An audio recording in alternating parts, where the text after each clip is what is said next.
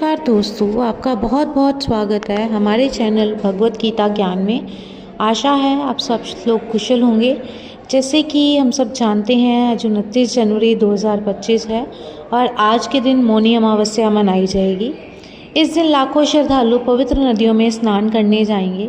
इस दिन पवित्र नदियों में स्नान करने से व्यक्ति के सभी पाप नष्ट हो जाते हैं और मोक्ष की प्राप्ति होती है। माघ मास की अमावस्या या मौनी अमावस्या पाप धोने और मोक्ष पाने का दिन है। इस दिन लोग स्नान, दान और अपने पितरों का तर्पण करते हैं। कहते हैं कि इस दिन पवित्र संगम में देवताओं का निवास होता है, इसलिए इस दिन कई लोग महाकुंभ में अमृत स्नान के लिए जाते हैं। मौनी अमावस्या से जुड़ी एक व्रत कथा है जिसे इस दिन ज़रूर पढ़ना चाहिए। इस कथा को पढ़ने या सुनने से न केवल इस दिन की महत्ता का पता चलता है, बल्कि इस दिन में लोगों का विश्वास और भी अधिक बढ़ जाता है। तो चलिए जानते हैं ये कथा। कथा के अनुसार कांचीपुरी में देव स्वामी का एक ब्राह्मण परिवार रहता था, जिसकी पत्नी का नाम धनवती था। दोनों के 7 बेटे थे और एक बेटी थी। बेटी का नाम गुणवती था। गुणवती जब बड़ी हुई तो उसके पिता ने सबसे छोटे बेटे को उसकी कुंडली दी और ज्योतिषी के पास भेजा ताकि उसके विवाह के लिए लड़का देखा जाए।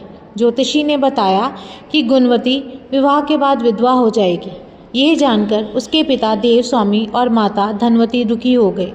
उन्होंने इस ज्योतिषाचार्य से बचने का उपाय बताया। ज्योतिषाचार्य ने कहा कि सिंहल द्वीप में सोमा धोबिन रहती है, जो बहुत ही पतिव्रता है। यदि सोमा धोबिन तुम्हारे घर आकर पूजा करे और अपना अर्जित पुण्य दान कर दे तो गुणवती का सुहाग बच जाएगा और वह दोष मिट जाएगा।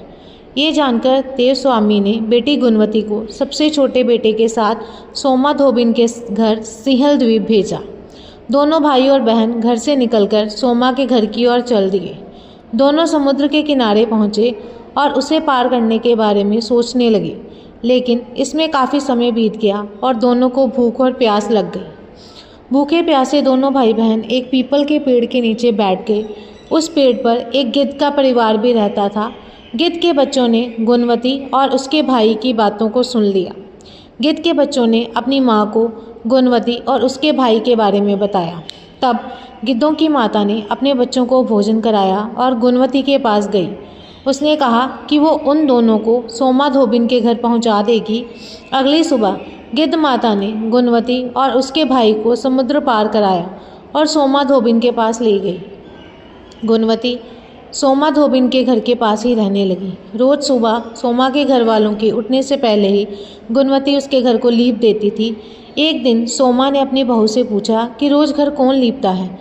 तब उसने कहा कि उसके अलावा ये काम कौन करेगा। सोमा को विश्वास नहीं हुआ और वह पूरी रात जागती रही। सुबह होते ही उसने देखा कि एक युवती उसके आंगन में आई और आंगन की सफाई करके लीपने लगी।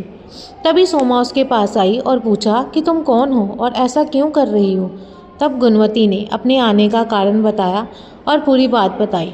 इस पर सोमा ने कहा कि तुम्हारे पति की रक्षा के लिए मैं तुम्हारे साथ घर चलूँगी। एक दिन सोमा गुणवती के घर गई। उस दिन गुणवती का विवाह हुआ। ज्योतिषाचार्य के बताए अनुसार विवाह होते ही गुणवती के पति की मृत्यु हो गई।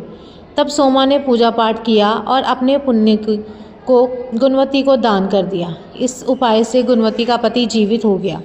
उधर सोमा के पति और बेटे की मृत्यु हो गई। जब तक सोमा घर पहुंची तब तक उसके पति और बेटे के शव को रखा गया था। रास्ते में सोमा ने एक जगह पर रुककर पीपल के पेड़ के नीचे श्री हरि भगवान विष्णु की पूजा की थी और 108 बार उस पेड़ की परिक्रमा की थी। उससे अर्जित पुण्य से सोमा के पति और बेटे जीवित हो गए थे। वे अकाल मृत्यु से मुक्त हो गए थे। इसलिए मान्यता है कि जो भी व्यक्ति विधि विधान से मौनी अमावस्या का व्रत करता है उसे भगवान विष्णु की कृपा प्राप्त होती है और दुख उसका कुछ नहीं बिगाड़ पाते। तो ये थी मौनी अमावस्या की व्रत कथा। आशा है आप सबको ये कथा अच्छी लगी होगी। अगर आपको ये कथा अच्छी लगी, हमारी वीडियोस अच्छी लगती हैं तो प्लीज़ हमारे चैनल को लाइक कीजिए, शेयर कीजिए और सब्सक्राइब करना बिल्कुल ना भूलिए। बहुत बहुत धन्यवाद। जय श्री कृष्ण।